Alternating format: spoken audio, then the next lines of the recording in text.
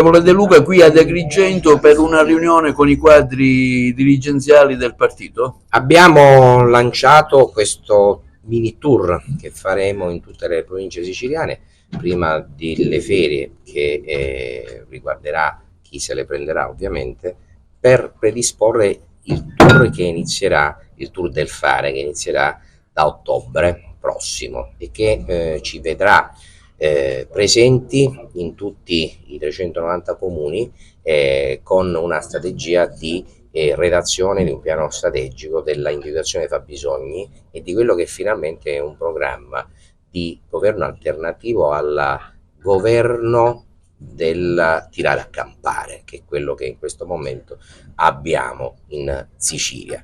Dopodiché nel 2026 arriveremo anche a chiudere quella che deve essere la strategia di coalizione. Vediamo anche chi vuole realmente portare avanti una strategia di buona amministrazione e quindi si arriverà anche a definire le intese. Chiarisco che noi non abbiamo da questo punto di vista preconcetti, ma non possiamo continuare ad avere una Sicilia che a cospetto di tutte le emergenze che sono diventate emergenze perché non c'è stata la visione della gestione ordinaria, non possiamo continuare ad accettare questo continuo smacco.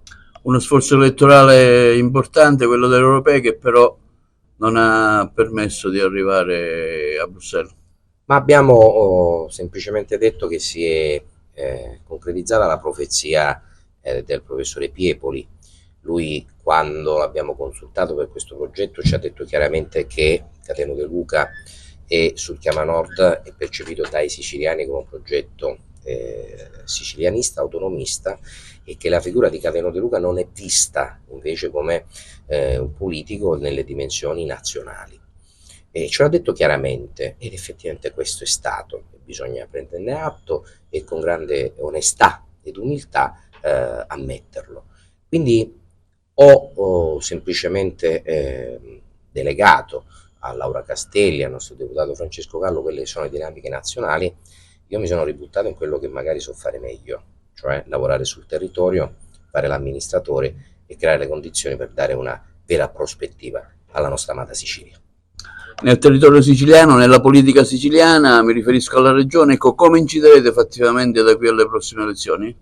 Noi abbiamo sempre avuto la capacità, nonostante i numeri siano schiaccianti di questo centrodestra, di far saltare quelle che sono state proposte normative non potabili. È ovvio che poi la legge dei numeri ci porta a soccombere, però siamo riusciti con la nostra determinazione, senza farci compromettere, ad evitare il peggio. In questo momento questo è ciò che possiamo fare. Come incalziamo il governo su quelle che sono le emergenze, dai rifiuti all'acqua.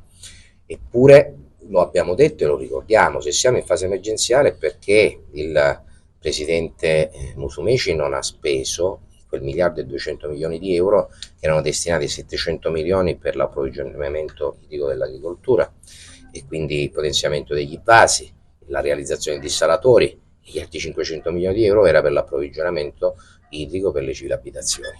Ebbene, sempre il governo di centrodestra purtroppo ha perso questi soldi. È ovvio che sull'emergenza si fanno gli affari ed è ovvio che la Sicilia purtroppo in buona parte è rappresentata da politici affaristi. Le lobby naturalmente trovano terreno fertile in quelle che sono le fasi emergenziali, lo abbiamo visto anche con la barzelletta della chiusura di Lentini sullo smaltimento dei rifiuti. Naturalmente questo significa che è come se ci fosse una regia, una strategia per creare le emergenze. Nelle emergenze procedere con ordinanze e nell'ordinanza ovviamente procedere poi con i compagni di merenda. Stiamo soffrendo particolarmente la siccità in una città dove purtroppo i turni saltano e la gente si lamenta perché l'acqua non arriva. Ecco, in questo senso la vostra proposta? No, è quella di spendere i soldi. Non c'è ora una proposta. I soldi andavano già spesi 3 anni fa, 4 anni fa. Io quando sono stato sindaco di Messina ho affrontato una situazione emergenziale del comune nella città di Messina ho risolto quelle che erano la situazione atavica, ma ora sta soffrendo anche la città di Messina. Perché? Perché questo governo non ha finanziato 50 milioni di euro di progetti cantierabili, mentre ad Agrigento le chiacchiere vanno a zero, perché ne sento in continuazione. Noi abbiamo presentato progetti cantierabili e per una ripicca politica non li hanno finanziati. Quindi è ovvio che quando noi parliamo di gestione politico-mafiosa facciamo riferimento anche all'utilizzo delle istituzioni e delle emergenze secondo quelle che sono convenienze politiche. Il banco deve saltare. Ecco qual è la questione, ed è ovvio che questo significa per i siciliani prendere anche coscienza concretamente di quali devono essere le alternative. Ecco cosa significa partire ad ottobre e fare questa proprio strategia del fare, cioè quali sono le cose, dove sono i pozzi perché non si sono scavati, dove sono gli invasi perché non si sono sistemati.